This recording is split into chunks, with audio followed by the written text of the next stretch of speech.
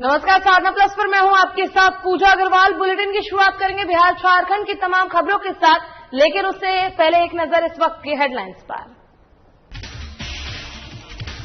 तेजस्वी यादव पहुंचे पटना, सरकार को महंगाई के मुद्दे पर बोला हमला। तेजस्वी यादव ने नीतीश कुमार पर कथा प्रहार।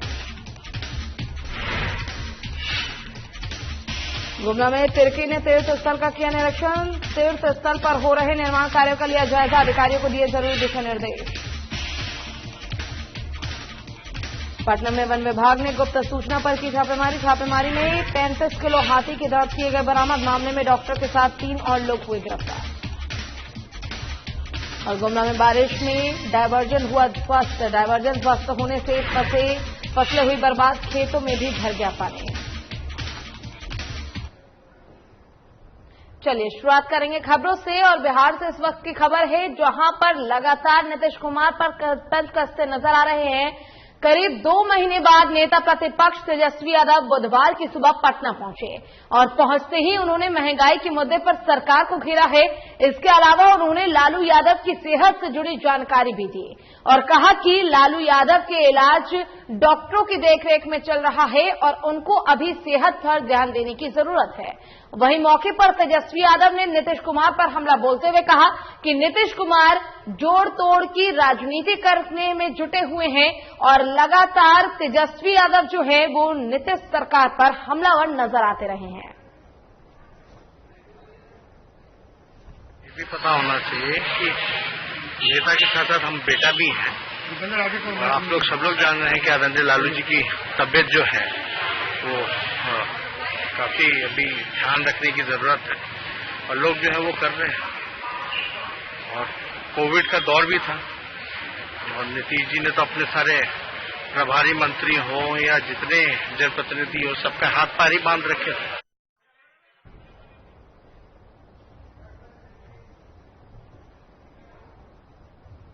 और इसी बीच एक बड़ी खबर आ रही है। आपको बता दें कि आपदा प्रबंधक की अहम बैठक आज होगी और साथ ही राज्य को पूरी तरह से अनलॉक करने को लेकर विचार किया जा सकता है। राज्य में अभी भी मिनी लॉकडाउन जारी है। पब्लिक ट्रांसपोर्ट को भी शुरू करने को लेकर किया जा सकता है विचार। ये बड़ी खबर आपको बता रहे हैं रांची से, जहां पर अब आपदा प्रबंधन की महत्वपूर्ण बैठक होगी। झारखंड सरकार की तरफ से इस बैठक में फैसला ये लिया जाएगा कि आखिर क्या जो पब्लिक ट्रांसपोर्ट है उन्हें शुरू कर देना चाहिए। कोरोना के मामले लगातार कम होते जा रहे हैं, लेकिन बावजूद इसके झारखंड में अभी भी मिनी लॉकडाउन जारी है और अब इस लॉकडाउन को हटाने के लिए, पूरी तरह से अनलॉक करने के लिए सरकार विचार विमर्श कर सकती है।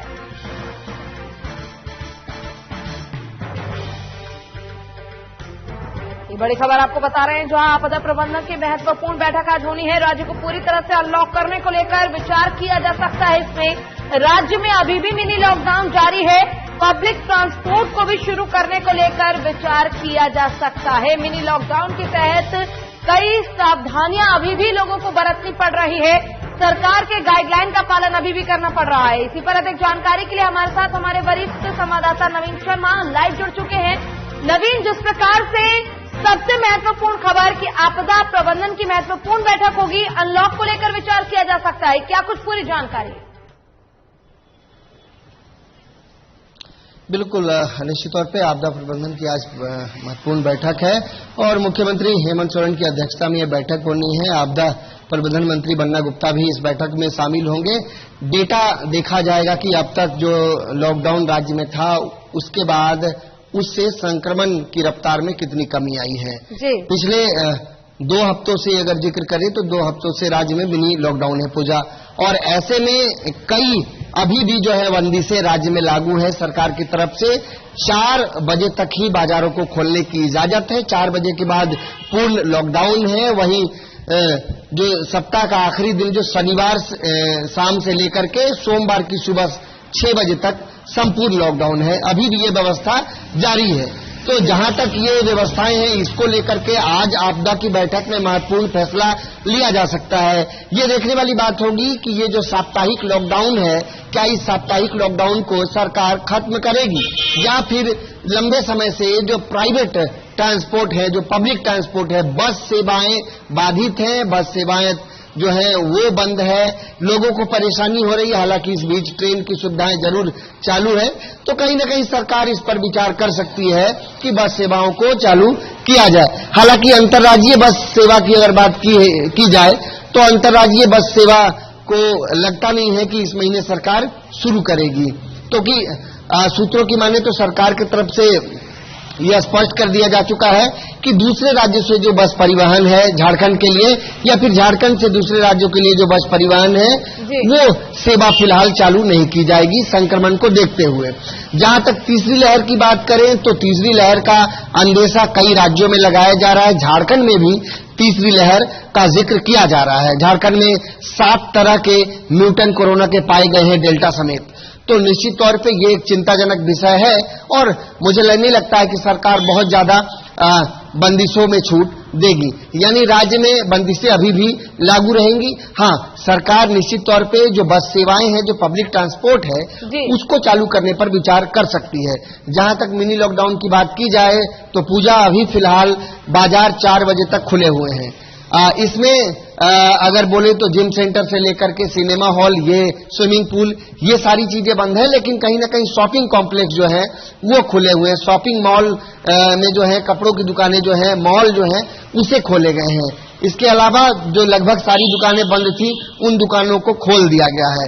लेकिन एक तरफ कोरोना का संक्रमण भी घटा है, तो क्या सरकार अब 4 बजे के बाद समय को क्या 6 बजे तक कर सकती है?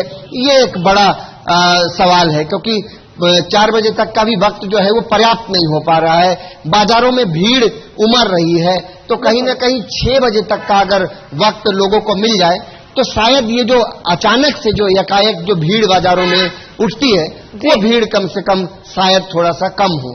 तो सरकार 4 बजे के बाद जो है 6 बजे तक पर विचार कर रही है। जिस प्रकार से आपने बताया कि जो अंतर्राष्ट्रीय जो बस सेवाएं हैं उनको अभी लगता है ऐसा कि सरकार सुचारू नहीं करेगी, यानी कि शुरू नहीं कर सकते। तो ऐसे में एक बार पूरी विस्तृत जानकारी आपसे इसको लेकर चाहूंगी ताकि हमारे दर्शकों तक पूरी जानकारी पहुंच जाए कि आखिर क्या जिस प्रकार से बाकी राज्यों में कुछ रियायतें देने के साथ ही और कुछ नियमों के साथ दूसरे बसों को या फिर परिवहनों को राज्य में प्रवेश करने की अनुमति मिली, इस प्रकार की कोई अनुमति बाहर से आने वाले किसी वाहन को नहीं मिलेगी, या फिर सरकार की तरफ से कोई गाइडलाइन इसके लिए रखा जाएगा जैसे कि आरटी-पीसीआर टेस्ट अनिवार्य होगा या फिर ई पास की जरूरत पड़ेगी? देखिए, पड़ोसी राज्य बंगाल या फिर आप बिहार की बात करें तो वहां पर दूसरे राज्यों से जो बस आ जा रहे हैं उसके लिए सुविधाएं हैं, लेकिन झारखंड में अभी फिलहाल किसी भी दूसरे राज्य से बस सेवाओं को चालू नहीं किया गया है और कोई भी राज्य से बस सेवाएं जो है झारखंड नहीं आ सकती है। तो फिलहाल अंतर्राज्यीय जो बस है, यानी एक राज्य से दूसरे राज्य जो ट्रेवल बस करती है, वो झारखंड में उसको अलाउ नहीं किया गया है। फिलहाल झारखंड से बात करें तो बंगाल, उड़ीसा, बिहार, इसके अलावा दक्षिण जो है भारत कह सकते हैं, साउथ के लिए, छत्तीसगढ़ के लिए, यहाँ जो 4-5 राज्य हैं उसके लिए बस सेवाएं जो हैं वो चालू हैं। तो अब फिलहाल राज्य सरकार को देखने वाली बात होगी कि राज्य सरकार यहाँ से जो बस सेवाएं हैं उन दूसरे राज्यों से आने वाली बसों को क्या झारखंड में आने की इजाजत देगी, ये बड़ा सवाल है। लेकिन सरकार की तरफ से स्पष्ट किया जा चुका था कि फिलहाल अंतर्राज्यीय बस को शुरू नहीं किया जाएगा। हाँ, पब्लिक ट्रांसपोर्ट जो इंटर स्टेट है उसे शुरू किया जा सकता है, जो झारखंड में केवल दूसरे राज्य जाने की इजाजत नहीं होगी, लेकिन अंदर में सिर्फ केवल झारखंड के लिए जो है बस सेवाओं को शुरू किया जा सकता है। इस पर विचार किया जा सकता है। लोगों को परेशानी हो रही है, संक्रमण का रफ्तार जरूर कमा है, लेकिन फिलहाल जिस तरीके से झारखंड में बंदिशें हैं उससे ऐसा स्पष्ट लगता है कि मुख्यमंत्री हेमंत सोरेन किसी भी तरह का जोखिम लेना नहीं चाहते हैं और तीसरी जो लहर है वो तीसरी लहर को लेकर के चिंतित हैं। और यही वजह है कि फिलहाल जो बंदिशें हैं उन बंदिशों में बहुत ज्यादा छूट देने की उम्मीद नहीं की जा सकती है। बिल्कुल, अब देखना यही होगा नवीन कि आखिर जिस प्रकार से व्यवसाय जो हैं वो परेशान है, अब सरकार की तरफ से आपदा प्रबंधन की मीटिंग में क्या कुछ फैसला लिया जाएगा, क्या कुछ रियायतें दी जाएंगी, ये बड़ा सवाल बना हुआ है। बहुत बहुत शुक्रिया आपका तमाम जानकारी के लिए। चलिए यार कहीं छोटे से ब्रेक के लिए, जल्द होंगे हाजिर।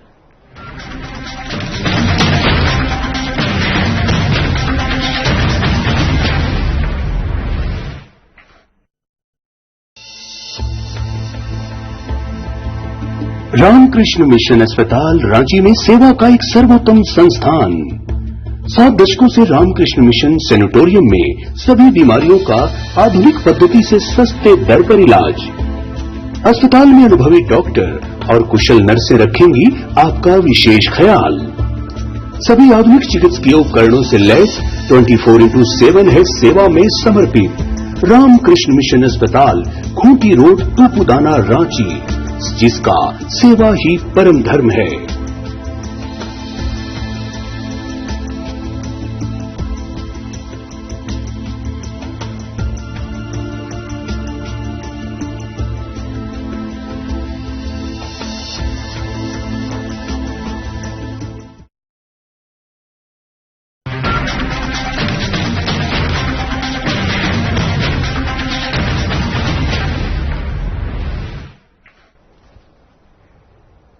चलिए ब्रेक के बाद एक बार फिर से रुक करेंगे खबरों की ओर। गुमला जिले की बात करेंगे, जहां पर पूर्व शिक्षा मंत्री सह मांडर विधायक बंधु तिर्की ने मंगलवार को चैनपुर डुमरी के सन्ना धर्म समाज के तीर्थ स्थान सीरा सीता धाम का निरीक्षण किया। पर्यटन विभाग के द्वारा इस तीर्थ स्थल पर कई योजनाओं के तहत निर्माण कार्य किए जा रहे हैं, जिसका स्थलीय निरीक्षण किया गया। वहीं मांडर विधायक बंधु तिर्की ने सीरा सीता धाम में माथा टेका और क्षेत्र में सुख शांति और समृद्धि को लेकर कामना की। वहीं इधर स्थलीय निरीक्षण के दौरान विशेष प्रमंडल के कार्यपालक अभियंता अमरेंद्र कुमार एसडीओ और जेई को जरूरी दिशा निर्देश भी दिए गए और हो रहे कामों में गुणवत्ता का खास ख्याल रखने की बात भी कही गई। साथ ही मांडर विधायक बंधु तिर्की ने स्थलीय निरीक्षण के दौरान स्थानीय ग्रामीणों से भी मुलाकात कर काम में सहयोग करने की अपील की।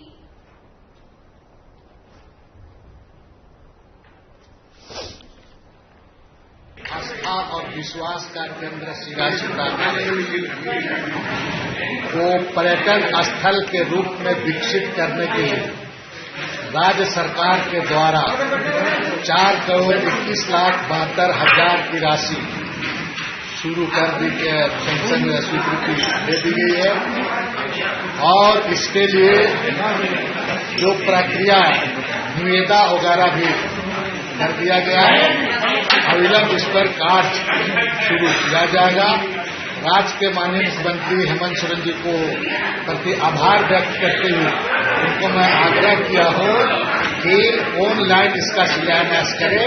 इसकी सूचना स्थानीय विधायक को भी दे दी जाएगी, क्योंकि बहुत लंबे समय से यहाँ के लोगों का मैंने इसका उम्मीद रहा है। और सोमवार को पटना सिटी में वन विभाग ने राजधानी के एक हॉस्पिटल में छापेमारी की। आपको बता दें कि ये छापेमारी वन विभाग ने पटना सिटी के धनकी मोड़ पर चिरायु अस्पताल में की, जहां से 35 किलो हाथी के दांत बरामद हुए हैं। वहीं ये छापेमारी गुप्त सूचना के आधार पर वन विभाग की टीम ने कार्रवाई करते हुए की है। इस कार्रवाई में वन विभाग ने अस्पताल के एक डॉक्टर के साथ 3 लोगों को गिरफ्तार कर लिया है। गिरफ्तार डॉक्टर का नाम ज्योति कुमार बताया गया है और मिली जानकारी के मुताबिक डॉक्टर ज्योति कुमार हाजीपुर बीजेपी के कार्यकारी जिला अध्यक्ष भी हैं। वहीं कार्रवाई के बाद तीनों आरोपियों के ऊपर वन संरक्षण अधिनियम के तहत प्राथमिकी दर्ज कर जेल भेज दिया गया है।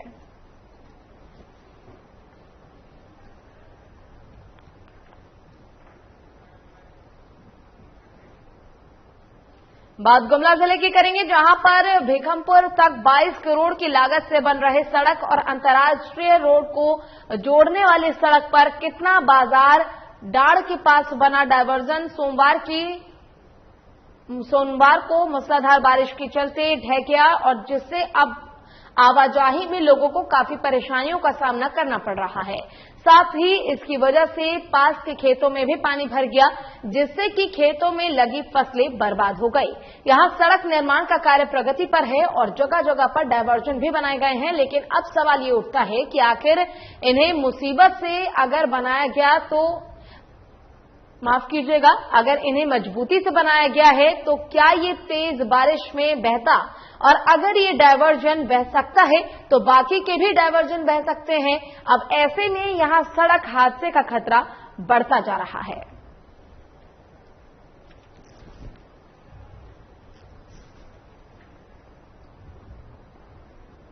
और पाकुड़ के नगर में भीषण जल संकट को लेकर सामाजिक कार्यकर्ता सुरेश अग्रवाल भूख हड़ताल पर हैं। आपको बता दें कि भूख हड़ताल का ये तीसरा दिन है, लेकिन प्रशासन की तरफ से अब तक किसी ने भी इसकी सुध लेना जरूरी नहीं समझा है। पिछले कई महीनों से नगर परिषद क्षेत्र में पानी की गंभीर समस्या बनी हुई है, जिसके संबंध में कई बार समाचार पत्रों में पानी की समस्याओं के संबंध में जानकारी दी गई, लेकिन इसके बावजूद पानी की समस्या के निदान में कोई दिशा या दिलचस्पी नगर परिषद के किसी भी पदाधिकारी ने नहीं ली, जिसे देखते हुए सुरेश अग्रवाल को भूख हड़ताल पर बैठना पड़ा और अभी तक जिला प्रशासन की तरफ से कोई एक्शन नहीं लिया गया है। और जब तक जिला प्रशासन कोई ठोस कदम नहीं लेता है, वो तब तक यूं ही भूख हड़ताल पर बैठे रहेंगे।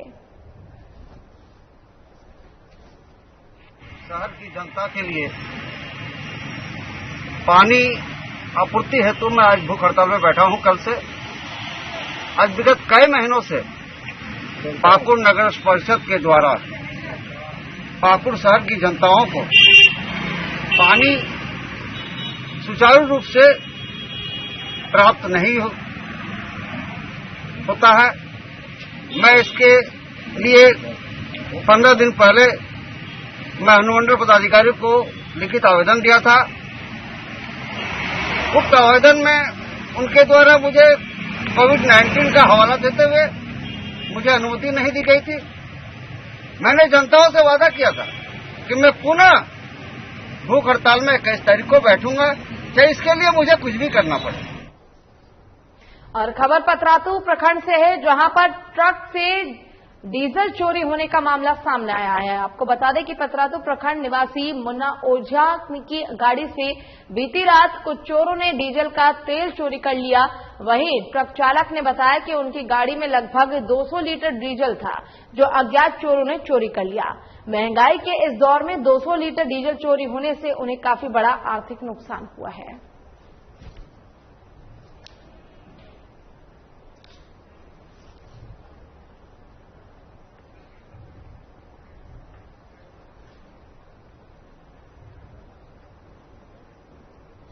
और लोक जनशक्ति पार्टी में चल रहे सियासी घटनाक्रम को लेकर पटना में अब तक चुप्पी साधने वाले नीतीश कुमार दिल्ली पहुंचते ही खूब बोलने लगे।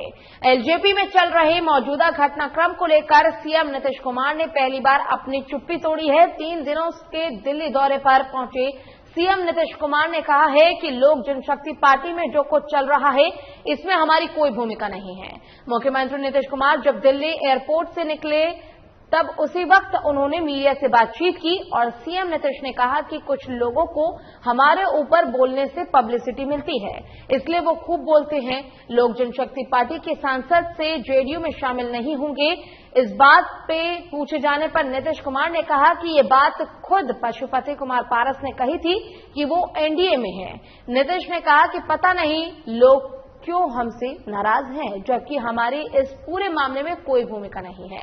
कैबिनेट विस्तार को लेकर सवाल पूछे जाने पर मुख्यमंत्री नीतीश कुमार ने कहा कि अचानक से ये चर्चा क्यों उड़ रही है, उन्हें नहीं मालूम। उनका कार्यक्रम दिल्ली में स्वास्थ्य से संबंधित है, डॉक्टरों से उन्होंने समय ले रखा है और इसलिए दिल्ली आए हैं। प्रधानमंत्री से मुलाकात को लेकर सीएम नीतीश ने हालांकि कुछ भी नहीं कहा, लेकिन उन्होंने इतना जरूर कहा कि कैबिनेट विस्तार प्रधानमंत्री का विशेषाधिकार है। कैबिनेट विस्तार को लेकर अचानक से इतनी चर्चा क्यों हो गई, इस पर मुख्यमंत्री ने खुद हैरत जताई है। पप्पू यादव के जेल जाने को लेकर मुख्यमंत्री नीतीश कुमार ने कहा कि हमें कुछ नहीं किया है, उनका कोई पहले का मामला था, कोर्ट का पुराना मामला है और पप्पू यादव के जेल जाने में हमारी कोई भूमिका नहीं है। ऐसा बयान भी खुद मुख्यमंत्री नीतीश कुमार ने दिया। मैं सिर्फ दिखवाने के लिए नहीं, अब कल दिखा लेंगे तो पता चलेगा कि कितना समय लगेगा, क्या लगेगा, इसलिए और कोई बात नहीं। मैं बिल्कुल निजी किसी और काम से नहीं है। सर, एक राजनीतिक मामला है चिराग पासवान वाला। जब से उस पार्टी में दो फाड़ हुए हैं, वो सीधा सीधा इल्जाम जदयू पे लगाते हैं कि इसके पीछे विधानसभा चुनाव की में जो रंजिश थी वो आपने निकाली है। देखिए, कोई भूमिका नहीं है, उन लोगों के आपस का मामला है, लेकिन हम पर कुछ बोलता है इसलिए कि पब्लिसिटी मिलती है। हम लोग को कोई मतलब नहीं, कभी देखा है कुछ बोले हैं। और इसमें जो कुछ भी आपस का मामला है, जो लोग बोलते हैं हम लोग की उसमें कोई भूमिका नहीं है, चाहे जो चाहे बोले, उससे हम लोग कोई मतलब। मंत्रालय में इस बार जेडीयू भी हिस्सेदारी होगा, सब कुछ डिपेंड करेगा। यहाँ पर माननीय प्रधानमंत्री जी जब भी करे क्या करे, लेकिन उसके बारे में कोई अभी जानकारी नहीं। कैबिनेट की बैठक में आपके शामिल होने की चर्चाएं आ रही हैं? नहीं, ऐसा कुछ नहीं था, ऐसी कोई बात नहीं। पता नहीं कहाँ से छपा है। बिहार में हम लोग तो जानते ही हैं, बिहार में पूरे तौर पर हम लोग अपने काम में लगे हुए थे, और कोरोना वगैरह का तो जानते ही हैं हम लोगों ने जिस तरह से इसके लिए लगातार काम किया है पिछले साल से, इसलिए काफी कम अब हो गया दूसरे दौर में भी, और देश में 21वें स्थान पर, जबकि आबादी हमारी तीसरे स्थान पर, तो पूरे तौर पर सब जगह हम लोग लगे रहते हैं।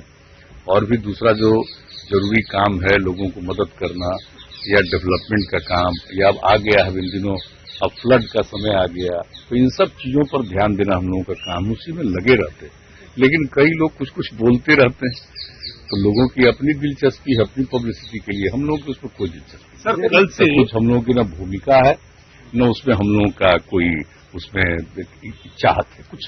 कोरोना का टीका कल से सबके लिए हो गया 18 साल से ऊपर। हम लोग ने बिहार सब जगह स्थिति है, हम लोग तो आप समझ लीजिए जो तय कर लिया है, और तेजी से जो शुरू में हुआ था कि 18 साल से 44 साल तक के लिए, तो पैसा तो हम लोगों ने उसमें भी खरीदा बिहार में, और उसके हिसाब से सब काम शुरू किए हुए रहे।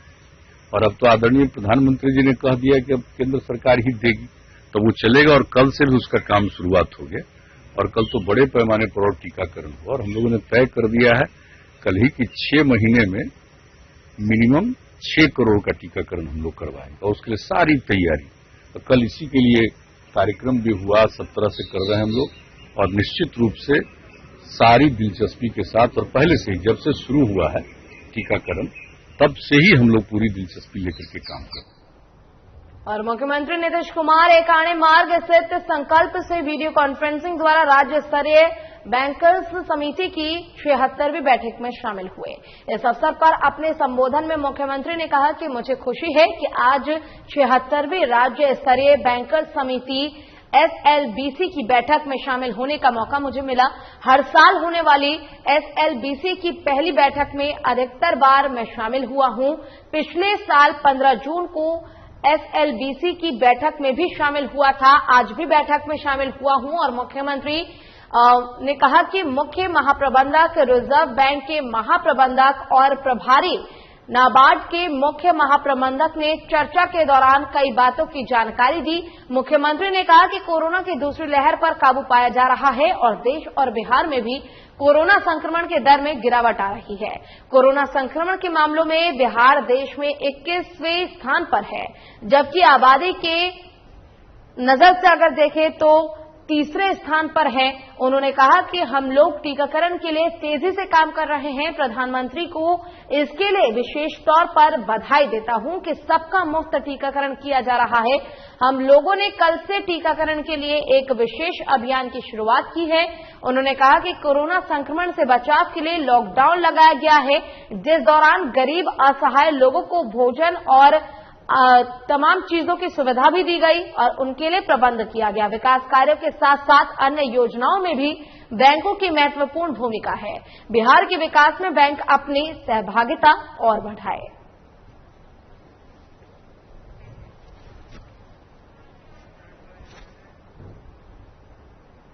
और योग दिवस के मौके पर प्रधानमंत्री नरेंद्र मोदी ने मेगा टीकाकरण अभियान की शुरुआत की, जिसमें 18 साल से ऊपर के लोगों के लिए मुफ्त में टीका दिया जाएगा। वहीं बिहार के मुख्यमंत्री नीतीश कुमार ने भी 6 महीने में 6 करोड़ लोगों को टीका देने की अभियान की शुरुआत कल से कर दी, जिसको लेकर स्वास्थ्य मंत्री ने कहा कि कल मुख्यमंत्री ने प्रधानमंत्री को धन्यवाद किया है। वहीं 2.5 लाख टीके की पहली खेप इस अभियान के तहत बिहार में आ चुकी है। इससे अभियान में और तेजी आएगी, जिसके लिए हम जन जागरण की और बढ़ेंगे। और उन्होंने कहा कि कल जब हमारे मुख्यमंत्री ने इस अभियान की शुरुआत की तो उन्होंने एक गीत का भी लोकार्पण किया। अभियान कल आदरणीय प्रधानमंत्री जी ने दिल्ली से शुरू किया और माननीय मुख्यमंत्री जी ने पटना से शुरू किया। वह निश्चित रूप से कोरोना के मरीजों के बचाव के लिए बहुत ही उपयोगी है और कोरोना के सुरक्षा चक्र के रूप में आज यह वैक्सीन हम सब लोगों के सामने है, जो लोगों को दिया जा रहा है। और राज्य ने तय किया है कि 6 माह में 6 करोड़ लोगों को टीकाकृत किया जाएगा और आदरणीय प्रधानमंत्री जी ने संपूर्ण देश को 18 वर्ष से ऊपर की आयु के लोगों के लिए मुफ्त में टीका उपलब्ध कराया है। कल इसके लिए हमारे माननीय मुख्यमंत्री जी ने आदरणीय प्रधानमंत्री जी को धन्यवाद भी दिया। बिहार को भी वो टीका मिलना शुरू हो गया है। 2.5 लाख का पहला खेप भी आ गया है। चलिए, बिहार झारखंड की तमाम खबरों में बस इतना ही। आप बने रहिए हमारे साथ, देखते रहिए साधना प्लस। नमस्कार।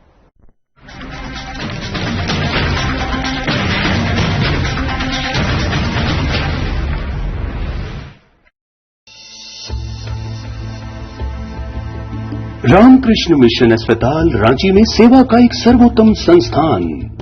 7 दशकों से रामकृष्ण मिशन सैनिटोरियम में सभी बीमारियों का आधुनिक पद्धति से सस्ते दर पर इलाज। अस्पताल में अनुभवी